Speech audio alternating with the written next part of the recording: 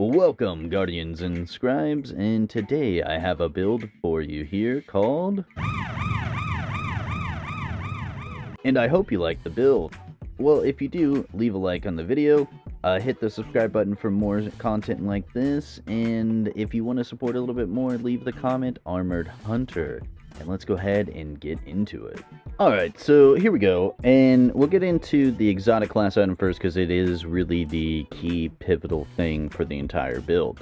So we have relativism. It has Spirit of Renewal and Spirit of the Cyrtarachne. So Spirit of Renewal, you throw down your dust-filled grenade and it allows for you and your allies to get frost armor, which is a big DR or damage resistance to the characters there. And Cyrtarachne, when you use your grenade, you get woven mail. So basically, you throw down your grenade, you instantly get woven mail, you step into the grenade, you get more damage resistance. Also, if you throw it down and you're using something like Ergo Sum here, and you're up on people and they're inside of it, they will also do reduced damage to you. So it's really good, especially in places like GMs. I'll show you a little bit of gameplay later on, but yeah, it's very good here for us. Weapons, honestly, it depends on what siphon you want to use here for it. So I used to stasis because I had a stasis siphon. I honestly would swap this rocket launcher out for the void rocket launcher here. Let me grab it real fast. So the one, I think it's called Faithkeeper this season? Yeah, Faithkeeper. Just because I found that using to stasis, I wasn't getting my Transcendent as fast, but I was using the stasis rocket launcher a lot though too. So if I use Faithkeeper, it would allow me to get my Transcendence back faster. But Ergo Sum, very good sword, especially with Arc Conductor inside of the Exodus Crash this week for the GM. So, you know, this is probably the setup I would go further with the actual, you know, everything here. So it really depends on the siphon. We'll get into mods in just a moment, but first I want to talk about the subclass here. So we're going with Prismatic on the Hunter because we are using the exotic class item. I have been playing with this over the last couple of weeks to try to get the perfect breakdown of everything. So I love Silence and Squall, but honestly, any of these supers work. You can use Shadow Shot. It's just, if you're going to use like something like Silence and Squall, it allows you to do the helmet mod for the harmonic siphon. So then I can use a stasis pulse there, or if you want to go, you know, strand or whatever, it kind of just allows you to do a little bit more. But dodge, I like Gambler dodge, so that way I can get my snare bomb back faster. Triple jump is my jump. Snare bomb for the melee here weakens targets when you throw it and also blinds them. We know what the dust field does. It slows and freezes targets, plus gives us that damage resistance. As for the aspects, this is where you know, you have a little bit of flexibility depending on what you want to do.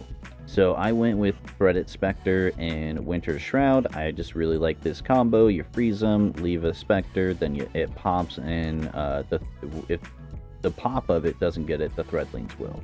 But you can definitely go for something like Styles Executioner, where you're going invis, but I do like having 6 fragments to pick from. The one that I love the most in most builds is just Facet of Awakening.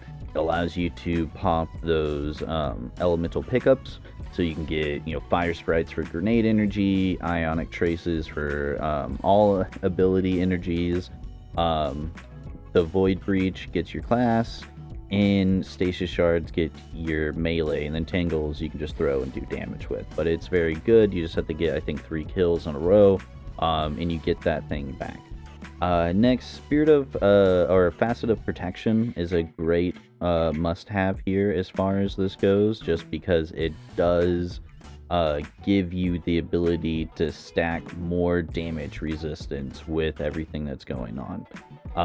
Facet of Hope, love it because you get when you have the Frost Armor and Woven Mail, you're going to get the class ability back really fast here. Also, if you're using light and dark damage kind of stuff there, Facet of Balance is really good because it allows you to get the melee back when doing light damage, and the grenade back whenever you're doing dark damage there. So that's another reason to go with, a stasis primary, because I'm getting that grenade back a lot quicker to throw it down and all that kind of stuff here. So it does, kind of feed into itself and make it a little bit more ability spam, even without something like Spirit of Inmost Light. Next, Facet of Dawn is awesome because you can throw out that snare bomb and instantly get a 15% damage boost to all weapons, and you can pop barrier shields with that grenade launch, or the rocket launcher now. This is a kind of a slept-on perk, I feel like, is Facet of Solitude, because you just land precision hits, and then it creates a severing burst, which that then makes it to where those people just do less damage as far as that goes. And it says outgoing damage is significantly reduced. So if you pop it on like the brig at the beginning of Exodus Crash, it's not going to kill you as quickly. Still will kill you. You don't have to be as vigilant, I should say.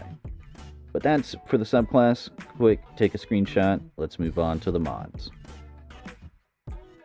Alright, as for the mod setup, here's your screenshot opportunity in case you want to look at it and move on. But I like having a heavy scout and heavy finder on just because that keeps us bricked up inside of any activity. I already went over the harmonic siphon, so that way I could use my stasis gun and create orbs, because that's really going to feed into a lot of stuff here too. We have heavy-handed because sometimes you will get that off as far as that goes here, and then that's just another orb that's created. You can always swap this out for, like, if I wanted to put on momentum transfer or another impact induction. That's something that I can do as far as that goes. And then I like focusing strike just to get that class ability up a little bit quicker when I do throw out those snare bombs, in case I don't have woven mail or grenade to throw out at the moment or anything like that. Chest, those are just your normal resistance. I honestly recommend a sniper damage resistance, just because for whatever reason snipers and GMs feel like they just hit twice as hard than they used to. So you probably want one of those so you can tank at least 2 hits, and then with all the rest of the damage resistance you can actually get up to 3 hits from a sniper here. And Absolution, just to, when I do create those orbs, I'm getting abilities back to spam those more. And then well, this one just allows you to pick up orbs and reduce the cooldown of your grenade there. And then we go for the trifecta of Hunter specialty on the cloak, with Reaper, Powerful Attraction, and Bomber here. So when you dodge, you get that grenade back, and you also pick up orbs. Then you can create an orb on your next, final blow of your weapon there. So that is the mod setup, and let's kind of get into the gameplay loop a little bit here. Editor Tasty here, and I noticed I did not go over the artifact mods, which I really think throw this build onto a whole nother level of ability spam. So quickly, let's go over that, then we'll get into the gameplay loop. So, firstly, Shield Crush. Must have. When you have Woven Mail, you're getting that melee back. Frost Armor, getting that melee back. And if you use this in combination with something like Radiant Orbs, every time that you pick up an orb, since we are creating some of those, you will become Radiant. That will also give you your grenade back. Also using your melee ability will give you Radiant and giving you your grenade back. So that's where the ability spam comes a little bit more here for us. Now, these 3 right here, I have these on because I have Ergo Sum. I think it's a great sword, and I love using it, especially in this Nightfall.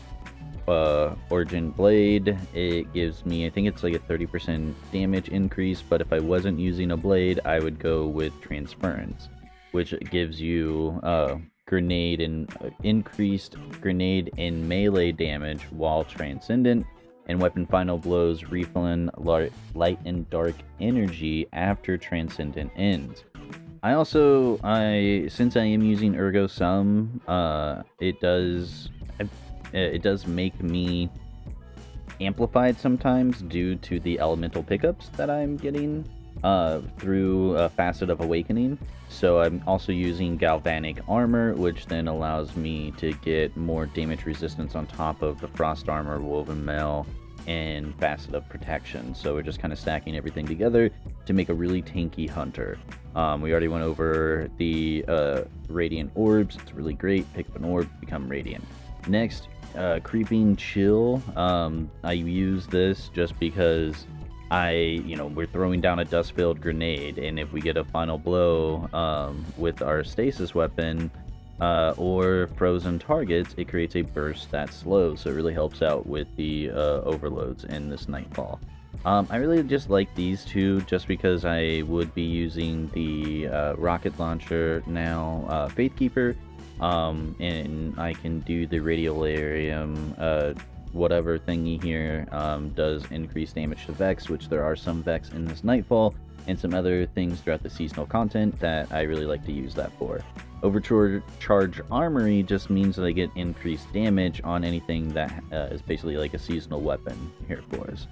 So that way it allows me to do more damage with those weapons if they're not already overcharged. And then these are just going to be for whatever you're facing. I just like to have one of each. You can do whatever you want though. Really, it's something that this is up to what weapons you're using. Other than that, that's your artifact breakdown. Let's go ahead and get into the gameplay. Alright, so we are going to get into an in-depth breakdown of the entire gameplay loop. Are you guys ready? You throw your grenade down and stand in it. Yeah, that's literally it. You throw your grenade down, you stand in it, use your abilities when you have them, shoot your guns, and throw your grenade down and stand in it. It couldn't be any simpler than that. That's why I love this build. You just have to throw your grenade down, stand in it, or throw your grenade at something and they stand in it. It's not too complicated. You can use whatever weapons you want that fits your playstyle. And if, like I said, if you wanted to go back to Starless Executioner and take off like Facet of Solitude, for example, then you can do whatever you want at that point in time. So it's something I highly recommend trying out. Pretty easy concept. Throw your grenade and stand in it.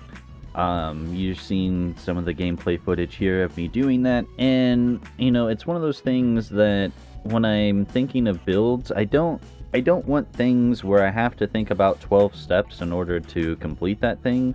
I want it to be an easy thing, right? Like I just want to play the game and shoot stuff.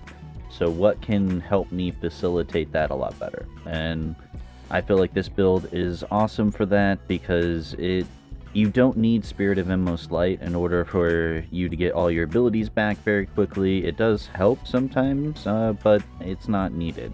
But Spirit of the Cyrtarachne, I love it. I think it's a great thing to put on any cloak. You can interchange that out. This is just how you can be a tanky hunter while playing any content there that will help you out in any end game. But as far as that goes, I think that's all for the build here.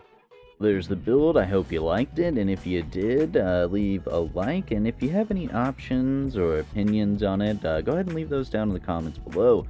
Also, leave any other builds that you'd like me to try out. I'd love to see what you guys have.